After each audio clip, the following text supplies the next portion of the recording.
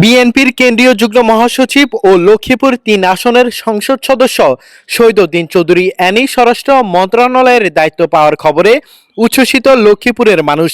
বৃহস্পতিবার ১৩ই আগস্ট এই খবর ছড়িয়ে পড়ার পর জেলার বিভিন্ন এলাকায় নেতাকর্মী ও সাধারণ মানুষের মধ্যে আনন্দ উচ্ছ্বাস দেখা গেছে।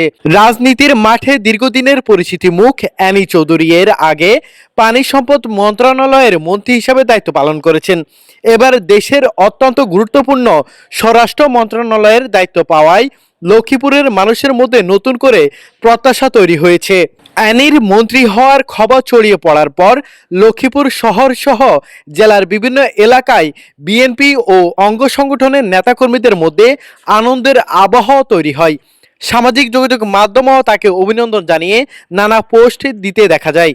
স্থানীয় নেতাকর্মীরা বলছেন, লক্ষ্মীপুরের সন্তান হিসাবে অ্যানি চৌধুরীর নতুন দায়িত্ব জেলার মানুষের জন্য গর্বের বিষয়। স্বরাষ্ট্র মন্ত্রণালয়ের মতো গুরুত্বপূর্ণ দায়িত্বে থেকে তিনি দেশের আইন শৃঙ্খলা পরিস্থিতি আরও শক্তিশালী করতে ভূমিকা রাখবেন, এমন প্রত্যাশা তাদের। রাজনৈতিক অঙ্গনের পাশাপাশি সাধারণ মানুষের মধ্যেও এ নিয়ে আগ্রহ তৈরি হয়েছে।